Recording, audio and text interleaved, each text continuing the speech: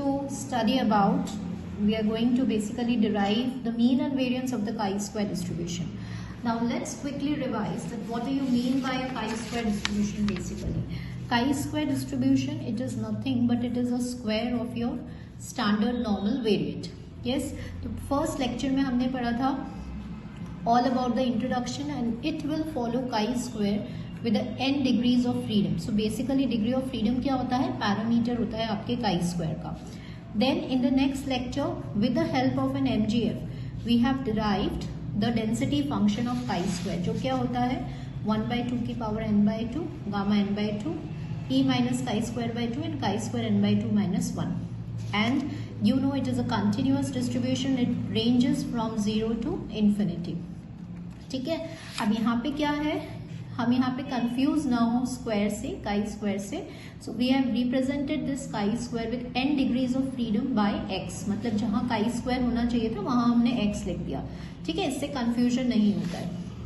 So always remember कि जब भी आप डेरिवेशन करेंगे काई स्क्वायर का, फर्स्ट रिप्रेजेंट दैट काई square with the help by और सिंपल रैंडम वेरिएबल x. ठीक है, तो हमने यहाँ पे MGF की हेल्प से काई स्क्वायर को डिराइव किया, इसका डेंसिटी फंक्शन को.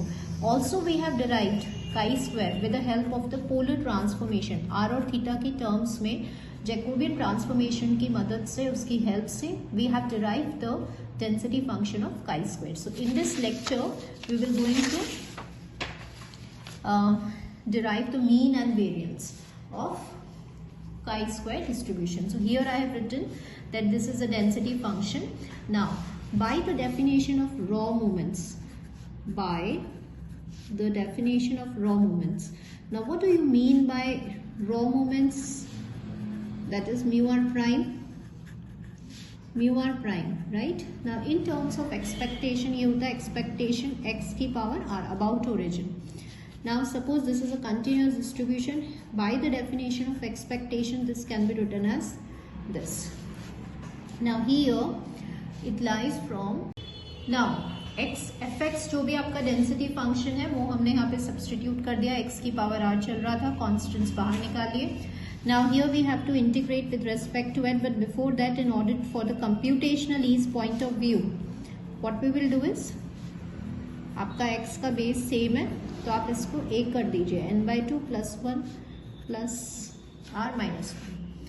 Now what we know, we have this formula and usually chi square में आपको पता है कि gamma distribution by parametric formula he apply होगा क्योंकि chi स्क्वायर गामा डिस्ट्रीब्यूशन से ही डिराइव हुआ है.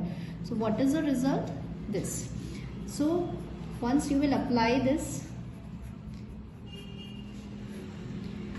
Just compare this and this. तो जब आप x वाले पार्ट को कंपेयर करेंगे तो दिस इज लैम्डा, तो रिजल्ट क्या है आपका gamma lambda n/2 + r divided by a. Now what is a, 1/2 की power n/2 + r. Now this is like 1/2 n/2 gamma n/2. ये 2 आपका ऊपर आ गया, ये आपका गामा चल रहा था n/2 + r. ये 2 ऊपर जाएगा तो 2 की power n/2 + r. So here what you will say, 2 की पावर n/2 से n/2 कैंसिल हो जाएगा and what we will get, gamma n/2 + r gamma n/2 and this is 2 की पावर r. तो बेसिकली आपने क्या निकाला है, म्यू r प्राइम निकाला है. This is an rth raw moment. Now अब आपने एक जनरल rth raw moment निकाल लिया ना. Once you will put r = 1, suppose आप r1 पुट करते हैं तो यू नो कि व्हाट इज μ1 प्राइम. μ1 प्राइम क्या होता है, मीन होता है. तो यहाँ पे आप r जहाँ पे भी आ रहा है उसकी प्लेस पे 1 पुट कर दीजिए. So this is equals to gamma n/2. Now we also know one formula कि gamma n क्या होता है, n-1 gamma n-1. एक कम करना है हमें. तो यहाँ पे देखिए, अब यहाँ पे आप किसको कम करेंगे सो दैट ये कैंसिल हो जाए, ऑब्वियसली न्यूमरेटर वाले को.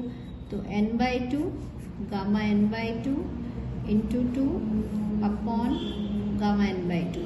तो आप देख रहे हैं ये कैंसिल हो गया, यहाँ से 2 से 2 कैंसिल हो गया आपका. And what is the mean for chi square, it is n. This is a mean of chi square. Yes.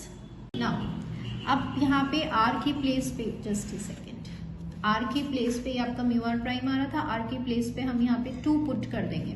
Once you will put 2 तो आपको म्यू 2 प्राइम मिल जाएगा। अब वापस हम इसको इवेलुएट करेंगे तो ये हो गया 4।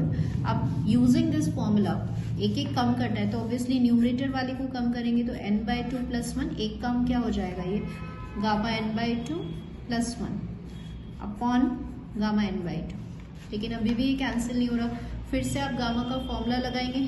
सो अभी ये आ गया, लास्ट हमारा ये आया था। अब फिर से अब आप यहाँ पे करेंगे तो आपने 2 को एलसीएम लिया तो ये हो गया, again by applying in formula ये हो गया n/2 gamma n/2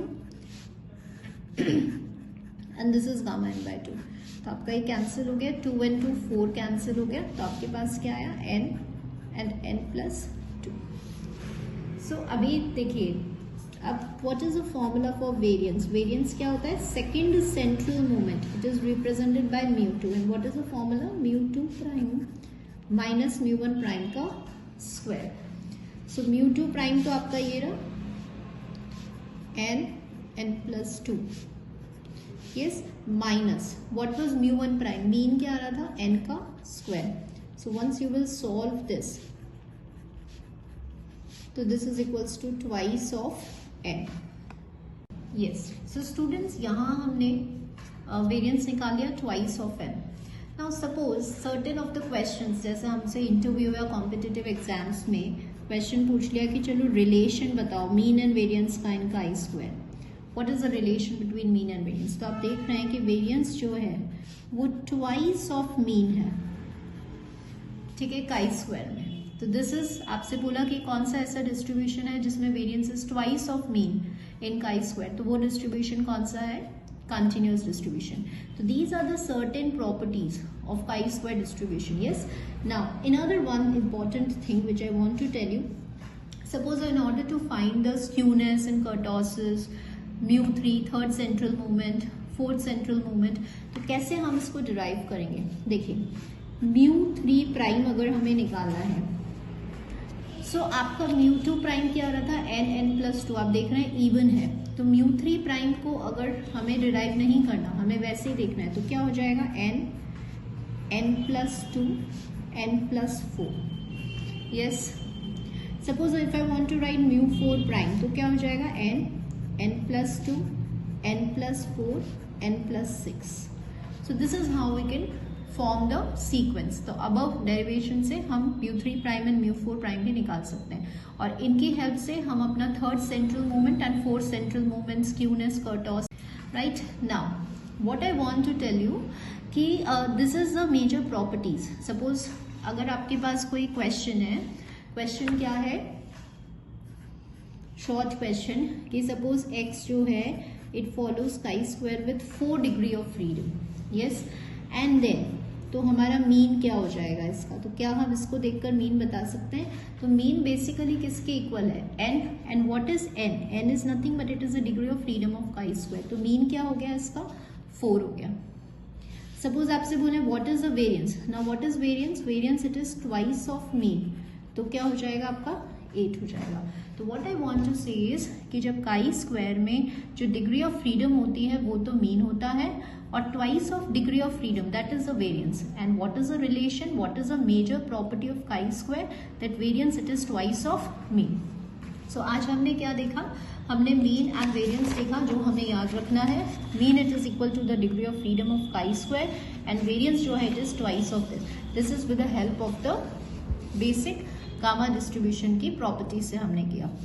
so in the next lecture I will derive the advance form of mean and variance. Yes, so hope students आपको समझ में आ गया होगा। Thank you all the students, and in the next lecture we will see the further properties.